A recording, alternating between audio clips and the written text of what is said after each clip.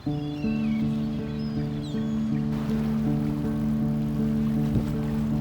few weeks ago, 3 dolphins were seen in the East River.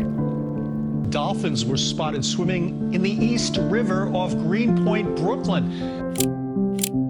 They were spotted by some passerby here in Greenpoint's Transmitter Park. What's unusual about this sighting is that dolphins don't exactly belong here. At least, not recently. New York City's waterways are notoriously dirty, and although marine life used to flourish in its waters, those days are long gone. But what's surprising is that this isn't happening just with dolphins either.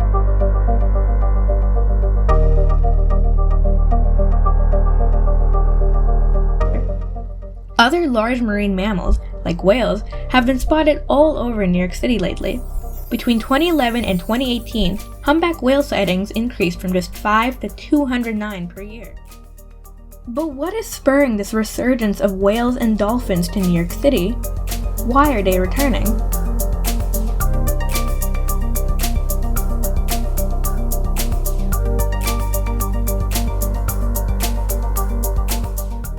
To answer this question, we first have to look at the history of New York City's waterways.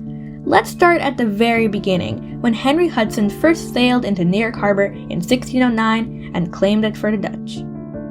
Harbor, before the Europeans came, had relatively small populations of Native Americans around it. We don't believe it was heavily harvested, and the descriptions by the Europeans who came here were described a system that was just full of life. They were enthralled with what they saw because Europeans, remember, were coming from a continent that had been heavily populated, heavily fished, heavily timbered for centuries.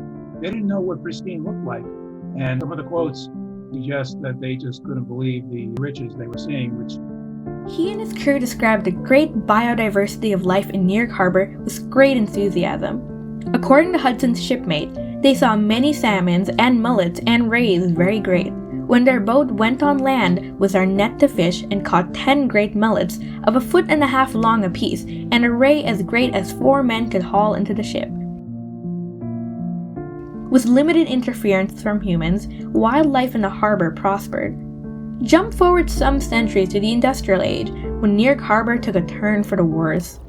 Factories were free to dump pollutants into the Hudson River without government regulation, leading to a huge influx in chemical waste. And from the 1800s to the end of the Industrial Revolution in the 1900s, New York City's population had increased from about 100,000 to 2 million people. The city didn't have the proper sewage treatment facilities or sanitation infrastructure to keep up with the rapid growth. And so, most waste was disposed directly into the river, which resulted in dead zones with extremely low levels of dissolved oxygen and waste lining the riverbanks and bottoms, making the rivers unsuitable for animals and humans alike. The environmental movement of the 1960s was what really turned around the trajectory of New York City water. It ushered in a new era of environmental activism and reform. Organizations like Scenic Hudson and Hudson Riverkeeper, which have been active since the 60s, helped pressure city and state governments to consider the environmental impacts on the river and surrounding waterways. There have also been many different pieces of legislation passed with the aim of improving the quality of American waterways, including the Marine Mammal Protection Act of 1972, which was designed to protect marine mammals like dolphins and whales, and outlawed commercial whaling and hunting. These animals are protected. They're protected under the Marine Mammal Protection Act of 1972. In addition, the International Whaling Commission declared a worldwide moratorium on the hunting of whales back in 1985. We still have some nations that engage in commercial whaling, but because of their protection, their populations have rebounded. One of the most important pieces of legislation for water quality was the Clean Water Act of 1972. It limited the amount of pollutants industries were allowed to dump into rivers and introduced better infrastructure to prevent organic matter, like human waste, from entering rivers untreated. After the Clean Water Act was instituted, New York City water greatly improved in a relatively short period of time. This was aided by the geography of the New York Harbor, which was conveniently accommodating to attempts to improve its water quality. the Hudson and East Rivers serve as constant sources of fresh water into the harbor, which, once the source of pollutants were shut off, or at least significantly reduced, allowed existing pollutants to be flushed out relatively quickly. Thus, the improvement in New York City's water quality has been the work of decades of advocating for better legislation and reforming old practices. Citizens and volunteers also work together to spearhead water quality restoration. For example, the Billion Oyster Project, which aims to bring 1 billion live oysters back to New York Harbor by 2035, has assembled over 10,000 volunteers to restore 47 million oysters so far. Each oyster can purify 30 to 50 gallons of water every day, so the new oysters now cleanse up to 2.3 billion gallons daily.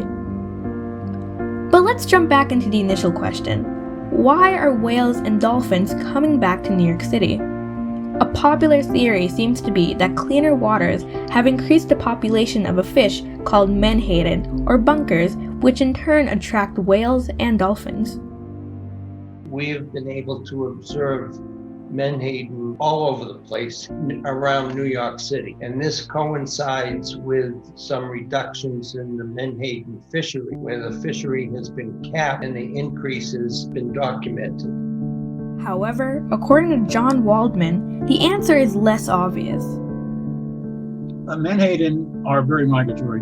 They don't spend their entire lives here. They are born in the shallows and estuaries, and they migrate up and down the coast. They're not dependent on Hudson River water. And I have been hearing that from some people that whales are here because the water's cleaner. I think that's silly. Whales drink the water, they don't breathe the water, they are taking air from the surface. So I think it's kind of facile. It's kind of an easy answer to say cleaner water brought the whales in, but I don't think that's the case. The exact reasons behind this phenomenon remain to be seen, but either way, the resulting recovery in whale and dolphin populations has sparked a lot of excitement and discussion. For example, based on recent sightings, researchers have found that the Atlantic menhaden, which we know the humpback whales and bottlenose dolphins do feed on, historically, as well as that's the prey type that we see them around the most. It's also easier for us to find them because menhaden are very silver, very shiny fish, and they're large, and they aggregate in these large masses. So you'll see what's known as a bait ball, and it's like the water, the ocean is just boiling with all of these fish. So we definitely think that the abundance of menhaden has increased. I think the dolphins also do like those habitats, those little inlets that maybe us in New York that we're not as focused on nature, whereas in other areas like Florida, they're probably using estuaries, bays, and rivers more often, going out and being more involved with that coastal ecosystem. Whereas here, maybe there are some areas that are a little more reclusive, so better to protect them, and maybe there's a good food source there that they really like. Due to the timing of this whale population resurgence, some of you might be wondering if the pandemic and resulting decrease in traffic and pollution in our waterways have contributed at all. In short, speculation goes around the idea that the ambient noise of boat traffic was reduced, but I think that whales, like humans, are likely to avoid areas of high noise that is an annoyance to them. But it's like, a balancing effect. You've got a lot of noise, but you've got a lot of good food, and sometimes one overrides the other. And I think that having the food available overrides any kind of impact of ambient noise around New York City. And so when that went away, it didn't really change the whales' behavior too much because they were coming here to feed. Still, the quieter waters have made living here easier for wildlife and potentially attracted a more diverse selection of whale species, which brings hope for the rehabilitation of our environment. New York City waterways aren't known for being a nice baby blue, but our waterways are the cleanest they've been in a century. While we've all seen a trend of cleaner parks and less pollution due to the pandemic, water quality has been getting better since 2019, implying that, well, things are changing, and for the better. There are plenty of ways to get involved, whether you want to pursue marine biology as a career, or you just want to help out these majestic animals and the scientists researching them. if anybody has interest in going into conservation or research, I would just highly encourage that. For everything that we do know about these mammals, there's still a lot that we don't know. So we need, and the more knowledge that we can gain, the better. There's so much that can be done.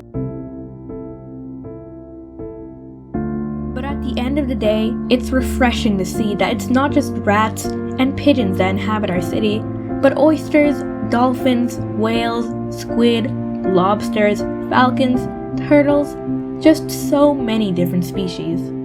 So many New Yorkers do not know that you can go whale watching in New York City. You don't have to go to Hawaii, you don't have to go to Alaska. We have these magnificent creatures in our own backyard. The biodiversity is truly astounding, and perhaps we'll get to appreciate more whales and dolphins in the East River as we work together to protect our waterways and the marine mammals that inhabit them. A lot has changed, so it's not that naive to believe that things can continue to change for the better.